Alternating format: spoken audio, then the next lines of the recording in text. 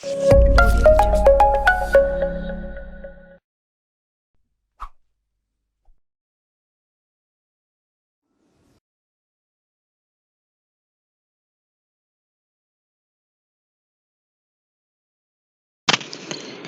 kita masuk ke pembahasan 9, yakni tentang memohon pertolongan hanya kepada Allah Subhanahu wa taala.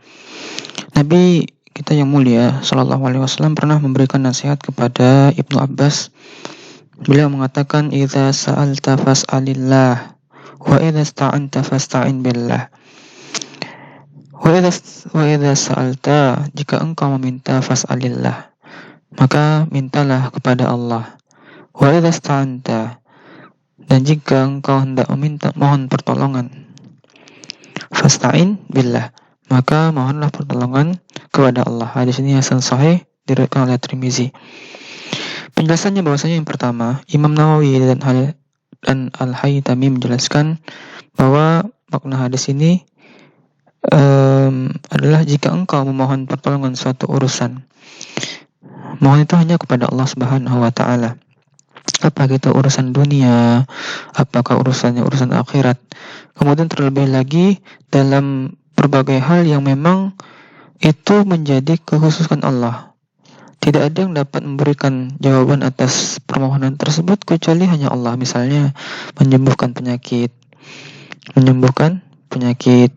Hanya Allah yang dapat melakukan hal ini. Kemudian mencari rezeki, memberikan rezeki kepada hambanya. Kemudian minta petunjuk atau hidayah. Maka sungguh ini adalah perkara-perkara yang hanya Allah yang dapat melakukannya. Maka Imam Nawawi dan Al-Haytami mengatakan bahwasanya jikalau kita mohon pertolongan atau kita meminta hanyalah kepada Allah.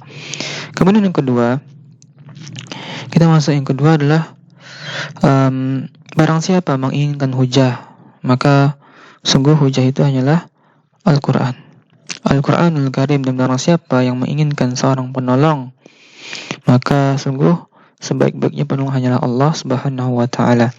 Apakah nanti kita pengen minta nasihat, maka penasihat yang paling baik hanyalah Allah Subhanahu wa taala.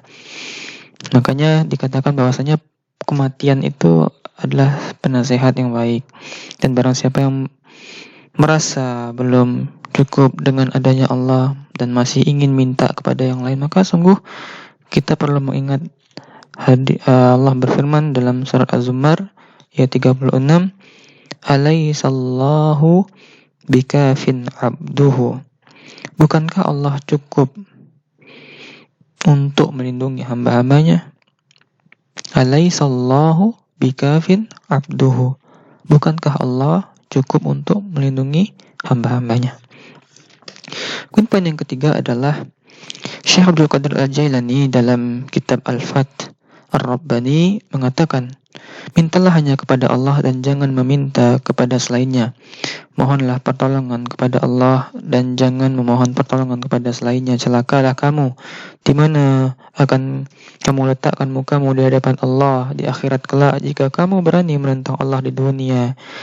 Kamu palingkan wajahmu darinya, meminta pertolongan kepada makhluknya dan menyekutukannya. Engkau keluhkan segala hajatmu dan engkau pasrahkan segala nasibmu kepada makhluknya itu. Singkirkanlah perantara-perantara yang menghubungkan dirimu dengan Allah Subhanahu wa taala. Karena ketergantunganmu kepada para perantara-perantara itu adalah suatu kedunguan. Tidak ada kerajaan, kekuasaan, kekayaan, dan kemuliaan kecuali semuanya itu hanyalah milik Allah Subhanahu wa taala. Jadilah kamu orang yang selalu bersama Allah dan bukan kepada makhluk. Kemudian poin yang keempat adalah mohon pertolongan langsung kepada Allah Subhanahu wa taala agar Dia melepaskan berbagai kesulitan kita,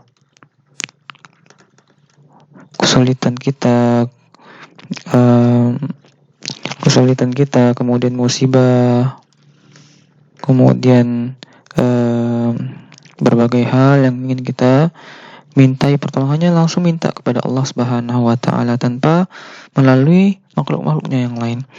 Karena ini yang lebih utama. Kemudian poin yang terakhir adalah memohon pertolongan. Itu bisa jatuh ke dalam perbuatan syirik, dan ada yang wajib juga, ada yang boleh. Yang wajib tadi kita wajib minta pertolongan kepada Allah Subhanahu wa taala.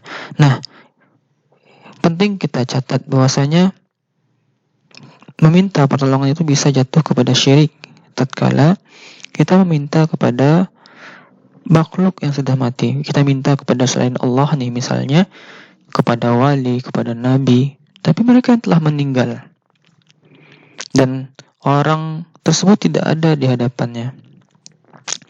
Maka ini sungguh tidak ada kemanfaatan yang dapat diberikan oleh orang-orang yang mati tersebut, dan mereka pun tidak mampu mencegah kemudaratan dari yang kita alami. Dan secara logisnya mereka juga tidak akan bisa mendengar permintaan orang yang minta, dan kalaupun mereka bisa mendengar, mereka pun sekalipun gak akan pernah bisa mengabulkan apa yang kita minta. Maka begitu, sungguh hanyalah kepada Allah kita meminta. Nah, perkara meminta pertolongan ini dibolehkan kepada makhluk jikalau makhluk tersebut masih hidup. Dan sementara orangnya hadir, ada di hadapan kita. Seperti misalnya nih, minta bantuan gotong royong bangun masjid, atau hal-hal yang bersifat materi, atau hal-hal yang memang orang itu mampu untuk memberikan bantuan. Misalnya, tolong dong ambilkan pensil. Dia mampu memberikan pensil, minjamin pensil bisa. Maka saat kondisinya seperti ini, maka ini dibolehkan. Makanya Allah mengatakan dalam firman-Nya Al-Maidah ayat 2, wa ta'awanu 'alal birri wat taqwa, wa ta'awanu, dan saling tolong menolonglah kalian 'alal birri, dalam kebaikan, wat taqwa, dan ketakwaan. Nah, Rasulullah juga bersabda, wallahu fi aunil abdi, Allah akan senantiasa memberikan pertolongan kepada seorang hamba, maka nal abdu fi auni akhihi, selama hambanya tersebut mau memberikan pertolongan kepada saudaranya.